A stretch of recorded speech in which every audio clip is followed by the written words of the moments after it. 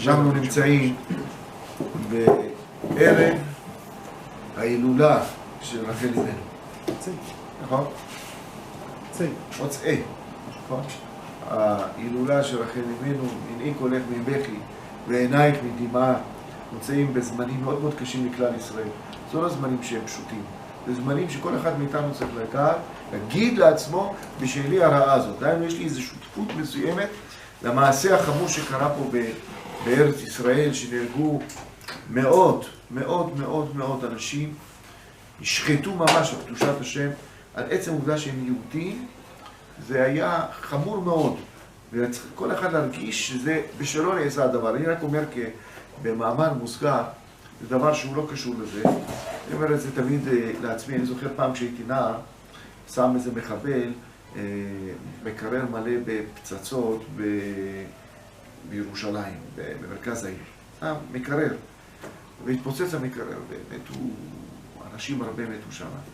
אני זוכר שירדתי בדיוק מהאוטובוס, אז בחור הייתי, דבר ראשון שהלכתי לישון בבית,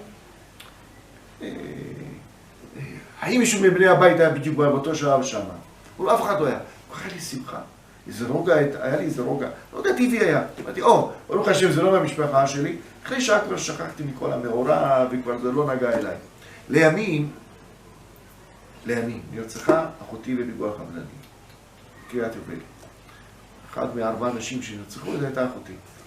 וכשהיא נרצחה, הבנתי, ריבונו של עולם, את הכאב של אותן משפחות שנהרגו, ואמרתי, זה לא אני. כל אחד צריך להרגיש שזה בשלו קרה הרעה הזאת.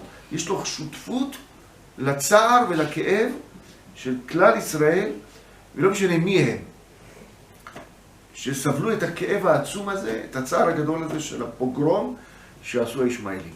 פרשת השבוע שלנו, פרשת לך לך, יש מדרש חז"ל. מדרש חז"ל אומר, סיפור מפורסם, נגיד אותו בקיצור נמרץ. מדרש חז"ל אומר שפעם היה אחד שהיה לו קניון של עבודה זרה, קראו לו בשם תרח. הוא היה אבא של ילד קטן שקראו בשם אברהם, לימים הפך השם מאברהם לאברהם. כן? אותו אברהם היה ילד קטן, היה עובד בקניון של אבא שלו. אבא שלו היה לו פסלים מכל הסוגים. אחד היה מגיע לקניון, הוא אומר, אני רוצה פסל פרנסה. שיהיה לי כזה אחד. אין בעיה, אתה רואה את הפסל הזה, הוא מתאים לך בול לפרנסה שלך. הוא היה מביא לו. מגיע השני, הוא אומר, אני צריך שיתוק טוב לילד שלי. אין בעיה, זה פסל שתקבל או תקבל. היה מביא לכל אחד פסלים שהוא לפי הצרכים. יום אחד האבא הלך לעיר רחוקה בשביל להביא סחורה, מה שנקרא. אמר לבן שלו, יש לך פה, תשמע, עבודה גדולה, אתה תשגיח פה, שיהיה קליינטים, תמכור. מה עשה אברהם? תסתכל על כל הפסלים האלה, אבל בנו של עולם, איזה שקר. לקח את הגרזן, חתך לכל אחד את הראש. הוציא לכל הפסלים את הראש. לקח פסל אחד, שם לו את זה, שם את הגרזן בידיים שלו. אבא חוזר, רואה המולה, רואה אנשים, מה קרה? ועלתי שהיה פוגרום פה, היה פיגוע חבלני. מה יש? כל הקניון, הכל, כל הפסלים שבורים. נכנס, שואל את הבן שלו, קרה משהו. מה יש? מי עשה את זה? הוא אומר, אבא, אל תשאל, תראה את הפסל הגדול הזה עם הגרזן. הוא שבר את כל הפסלים. אבא אומר לו, השתגעת? אומר לו. וכי פסל יעשה שטות כזאת? אומר לו, אבא, ישמעו אוזניך משפיך מדבר. אם אתה מאמין שהפסל הזה לא יכול לשבור את כל הפסלים, אז מה אתה עובד על כל האנשים? איך אתה עובד על כל הציבור פה שהפסלים האלה יעזרו לפרנסה, ויעזרו לשידוך, ויעזרו לזה? אמר לו, ככה אתה מתחצף אליי? לקח אותו לנמרוד. ועוד שאל אותו, תגיד לי, מה הסיפור? הוא אומר, תשמע, אני לא מאמין בך, אני מאמין באחד, ודאי שיש בורא לעולם, הוא המנהיג של העולם. אומר לו, ככה, תדליקו את האש, הדליקו את האש, אמר, אני שואל לך עוד פעם, במי אתה מאמין? בי? אני הנמרוד. ונמרוד הכיר בבורא עולם. הוא ידע שיש מנהיג לעולם. ואף על פי כן הוא מרד בבורא עולם. אז אמר, אני מאמין בבורא עולם. ולוקח זרקו אותו. בוא נראה אם האלוקים שלך יעזור לך או לא. זרק אותו לכבשן האש, ויצא חי מהכבשן האש. כל הסיפור הגדול הזה, חז"ל למדו את זה מפסוק אחד. אנוכי השם אלוקיך, אשר הוצאתיך מאור כסדים. חז"ל אמרו מילה אור זה אש, אני הוצאתי אותך מהאש הזה שנמרוד זרק אותך. אני בורא עולם. מתי הוא ידע את זה?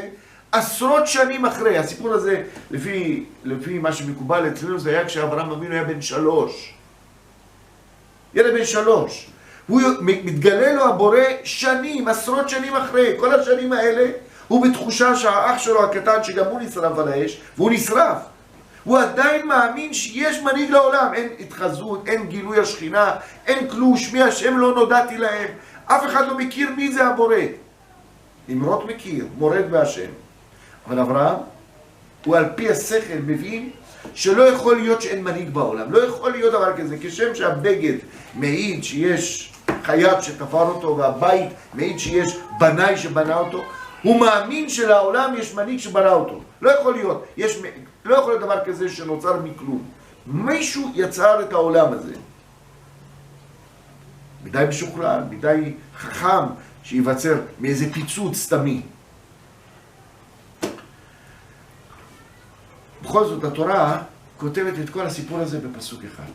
למרות שהפסוק הזה יש לו השראה גדולה מאוד. יהודים בכל הדורות נשרפו על קדושת השם. זרקו את עצמם על האש באמונה של אני מאמין בהשם יתברך שמו. נשמע ישראל. בכל זאת, התורה לא נותנת לזה פרסומי ניסה, לא כותבת לזה בהרחבה. מאידך, כשחז"ל מספרים בזכות מי יבוא המשיח, אז חז"ל מספרים שהיה דיון בשמיים. אמרו אולי בזכות יעקב, שהיה לו כזה מסירות גדולה מאוד בשמירת התורה. התורה אומרת לא. חז"ל אומרים לא, בזכות יצחק. כל פעמים שחטו אותו, איזה ילד בן 37, האבא יגיד לו בוא אני יעקוד אותך, ישחט אותך. היום האבא לא יכול לדבר עם הבן שלו. ויצחק אבינו בן 37. עשה מסירות גדולה מאוד. אז אולי בזכותו יבוא משיח. בזכות אברהם, זרק את עצמו לכבשן האש, בכל זאת, לא. בזכות מי? בזכות אישה. מנעי קולך מבכי, בעינייך מדמעה. למה? כי יש שכר לפעולה. איזה פעולה, איזה שכר עשתה רחל אמנו? שכר פשוט מאוד. מסרה את הסימנים לאחותה. תארו לכם, אחות מבוגרת, מחכה לשידוך, פתאום בא איזה בחור, אין תורה, ירא שמיים, אומנם הוא לא היה בחור כל כך, הוא היה כבר אדם, במילים שלנו היה אדם מאוד מבוגר יעקב אבינו, למעלה מגיל 80 היה, באותו זמן שהוא התחתן. כל פנים, הוא בא, רוצה דווקא את רחל. ורחל מוכנה למסור את בחיר ליבה לאחותה, כדי שאחותה לא תתבייש. כדי שאחותה לא תתבייש, ולא יהיה לה צער, שתראה את אחותה קטנה מתחתנת. על המעשה, הדבר הזה, מעשה הזה, קיבלה שכר ושבו בנים לגבולם. בזכותך יחזרו עם ישראל לארץ ישראל, יתיישבו בה ויהיה ביאת המשיח. מה יש? אתה יכול להשוות השוואה? ילד קטן בן 3 זורק את עצמו לאש, והתורה חוסכת ממילים וכותבת רק באיזה מילה, מאור כסדים אנוכי השם אלוקיך אשר הוצאתיך. ואילו רחל שעשתה מסירות גדולה מאוד, קיבלה שכר כזה גדול. התשובה היא שהתורה רוצה ללמד אותנו יסוד. התורה רוצה ללמד אותנו שלמות על קדושת השם זה מעלה גדולה מאוד. עין לא ראתה זולתך סלע, אבל זה לא רצון שמיים. הקדוש ברוך הוא לא רוצה לקדש את המוות. הקדוש ברוך הוא רוצה שתקדשו את החיים. את החיים. רחל אמנו קידשה את החיים. כל רגע ורגע ראתה בצער. תראו לכם, שנים עד שרחל זכתה ביעקב, שנים נכנסת לבית, רואה בבוקר יעקב יושב, אוכל ארוחת בוקר עם לאה. איזה דבר זה? איזה צער זה? איזה כאב זה? לראות את בחיר ליבה עם אחותה. והיא מוכנה לסבול את הכאב ואת הצער כדי לא לגרום צער ללאה אחותה. אומנם את השכר היא לא קיבלה היום. דורות עברו עד שהשכר הזה היא קיבלה. עד היום אנחנו מתפללים שזכות רחל תגן בעדנו. זה לחיוב. תראו כמה זה הדבר הזה חמור לשלילה. בשלילה כתוב, אתם יודעים, הערבים, יימח שמם, אלה המחבלים שמצערים, אלה בפרט אלה שעינו ושחטו ועשו צרות איומות ונוראות, אלה אנשים רעים מאוד. מה פתאום הם השתלטו על כלל ישראל? איך יכול להיות דבר כזה? איך בורא עולם נתן למנובלים האלה להשתלט על כלל ישראל? איך יכול להיות? ממש עיוור את כולנו פה. איך קיבלו את הכוח הזה? יש רמב"ן מעניין מאוד על הפרשה הזאת. פרשה הזו, התורה מרחיבה לספר שהייתה אחת בשם הגר. הגר הייתה ביתו של פרעה. פרעה היה, למי שלא יודע, היה האיש ששלט על האימפריה הקדומה מצרים. הבת שלו התחתנה עם אברהם, קראו לה בשם הגר. הגר הייתה שפחה בבית של אברהם. גבירתה, הייתה שרה אימנו. ושרה אימנו הביאה את הגר כי לא היה לה ילדים. והייתה בהיריון. אחרי שהייתה בהיריון, התחילה לזלזל בשרה. מה, אם השם אהב אותך, אם השם היה מכיר את במעלות שלה, היה נותן לך ילד, אם הוא לא נתן, כנראה הוא יודע דברים שרק הוא יודע. במילים פשוטות הייתה אומרת לה, את כנראה לא כזאת צדקת, כמו שכל העולם אומר. ואז שרה פונה לאברהם, ואומרת לאברהם, חמסי עליך. אומרת, אני כועסת עליך. אתה יושב ורואה את הצער שלי ואתה שותק. אומר לאברהם, אין בעיה. תעשי הטוב בעיניה. מה שאת רוצה, תעשי. ואז כתוב שלתעניה שרה. שרה עינתה את הגר. כתוצאה מזה הגר בורחת מהבית של אברהם. כשהיא בורחת מהבית, בדרך היא נופלת. היא מפילה את העובר. ישמעאל הוא כבר הילד השני, הוא לא ההיריון הראשון. תראו לכם אדם שמגיע לבית הכנסת, והגבאי צוחק על אחד האנשים. עושה עליו בדיחות, מספר עליו כל מיני. ולא רק שהוא זורק עליו איזה סוכריה שזרקו בשמחת תורה, לוקח סוכריה על הראש שלו, טק זורק לו. וכולם מסתכלים, כולם צוחקים עליו. כשהוא ככה בא לצאת, הגבאי עושה לו כף רגל. הוא נופל עליו ליד כל האנשים, כולם צוחקים, איזה בדיחה. והנה, מוצאי שבת הוא יושב בתחנת אוטובוס, מגיע אליו איזה בן אדם, אומר, תשמע, יש לי שאלה, אתה גר פה? אומר לו, בטח אני גר פה. יש לי איזה שאלה אליך. אומר לו, כן, מה השאלה? אומר, תגיד, אתה מכיר את הגבאי פה? גבאי? איזה גבאי? פלוני, בטח אני מכיר אותו. או איך אני מכיר אותו? תגיד, יש לו בת, רציתי לברר על הבית. מה אתה אומר על הבית? מה אתם אומרים, האדם הזה יגיד על איזה המלצות הוא ייתן? מה יגיד, זה האיש הזה, מה זה רשע גדול, איזה בן אדם מנוול, נכון? טבע העולם מרגיש עוצמת נפש. הנה, הגר בורחת משרי, במדבר פוגש אותה המלאך, שואל אותה, ואומר לה המלאך, לאן בורחת? מה יש? מה קרה? והיא עונה לו, מפני שרי גברתי אנוכי בורחת. ברגעים הכי קשים שלה היא קוראת לשרה בשם גברת. היא לא שוכחת לקרוא לה גברת. אומר הרמב"ן על הפסוק, ותענה שרה. אומר הרמב"ן, אני רוצה להקריא לכם את המשפט. ותענה שרה ותברח מפניה. אומר הרמב"ן, חטאה אימנו שמרחל. אני קורא מילה במילה. חטאה אימנו בעינוי הזה.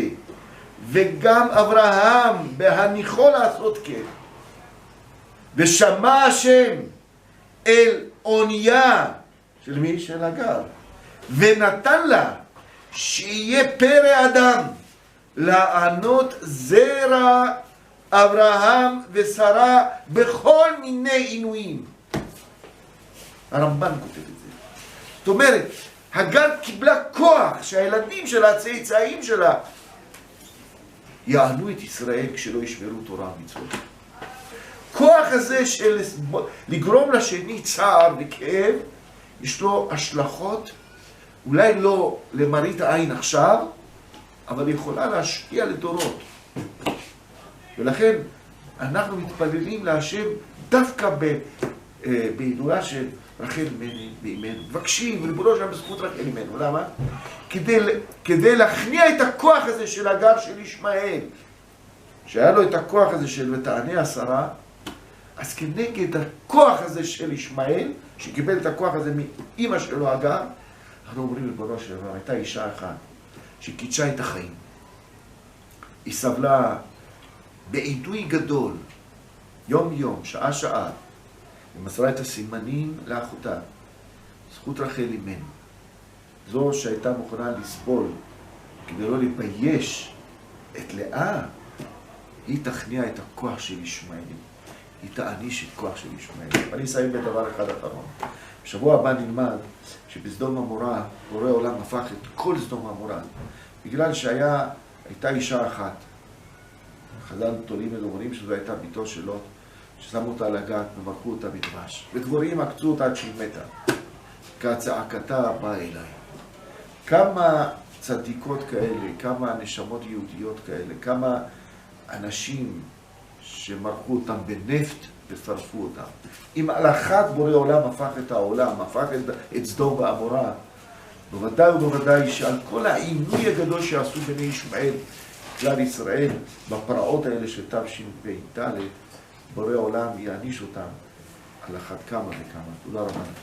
שיהיה לכם שבת, שלום ומבורך.